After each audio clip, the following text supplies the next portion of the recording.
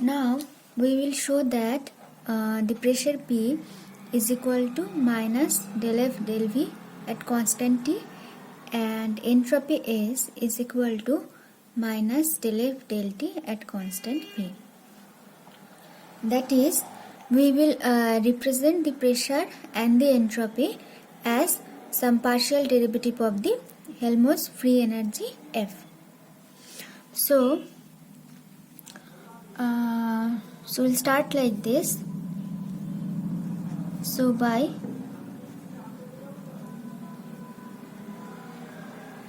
definition, Helmholtz free energy F equals to U minus Ts. Now, for an infinitesimal reversible process,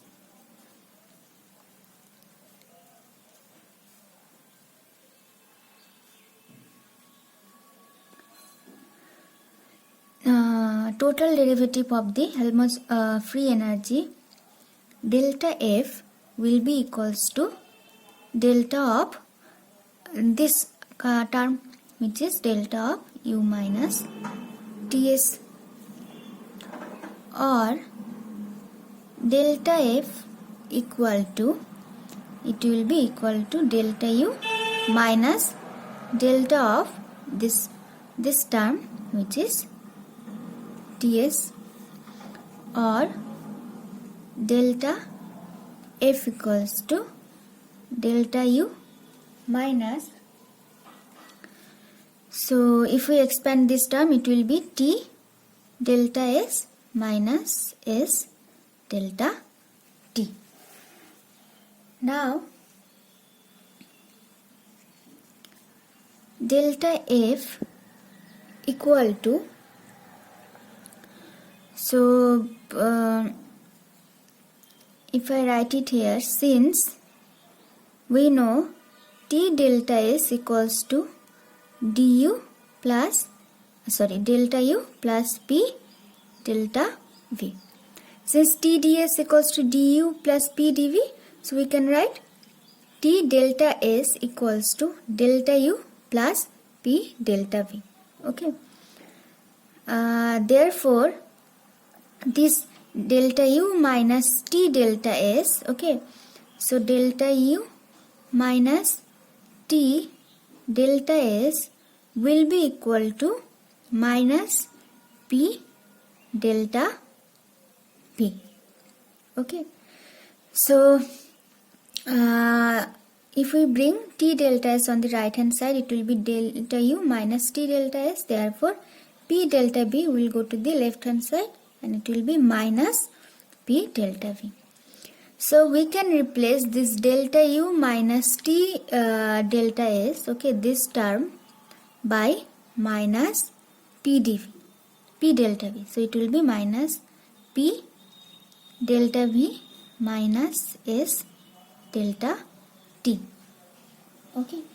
So here you see we have this total differential of free energy F, which is equal to minus P delta V minus S delta T. So we can say that this F is function of two independent variables V and T. Okay. So as the total differential of delta F is expressed in this way, minus P delta V minus S delta T, where these two delta V and delta T are two differentials. So we can say that this free energy F is a function of two independent variables V and T for a PVT system. Okay. Therefore, we can say that this Helmholtz free energy F is a function of, so this F is a function of V and T. Okay. So F is a function of V and T. Now,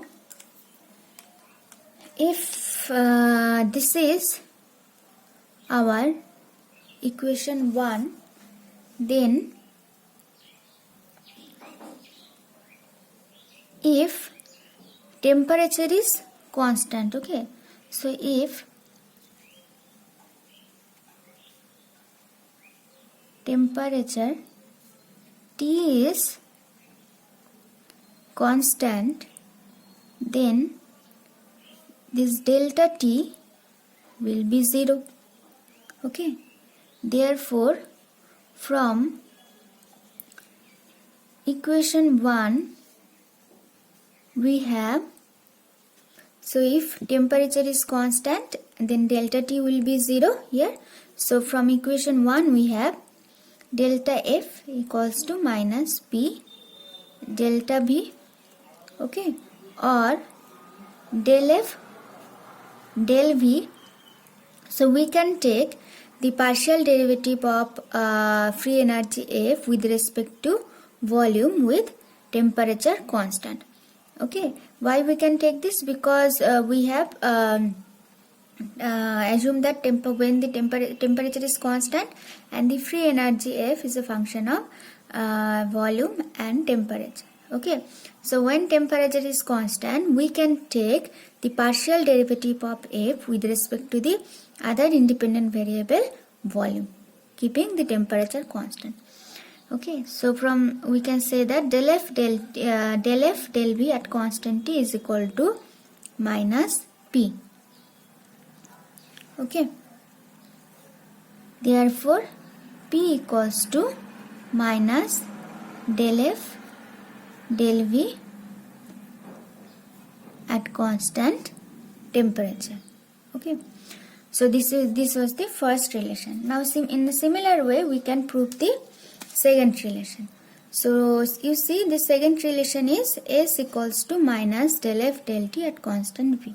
Okay, so now we have to take partial derivative of F with respect to temperature, keeping the volume constant.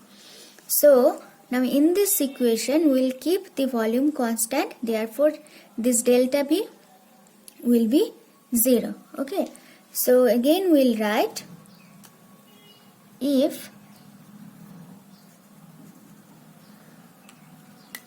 volume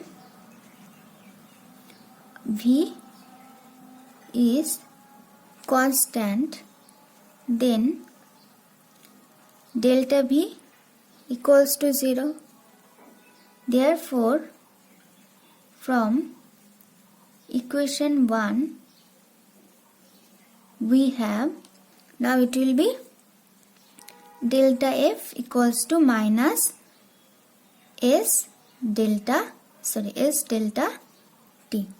Okay, S delta T.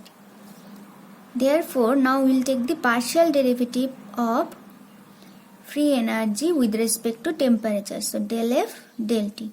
And which variable is constant? Now volume is constant. So at constant volume equal to minus S. Okay. So therefore S equals to minus del F del T at constant volume. Okay, so thus we have proved these two relations. Okay, here we have P equals to minus del F del V at constant T. So we have expressed pressure as some partial derivative of the free energy, and here the entropy S is equal to minus del F del T at constant V. Okay.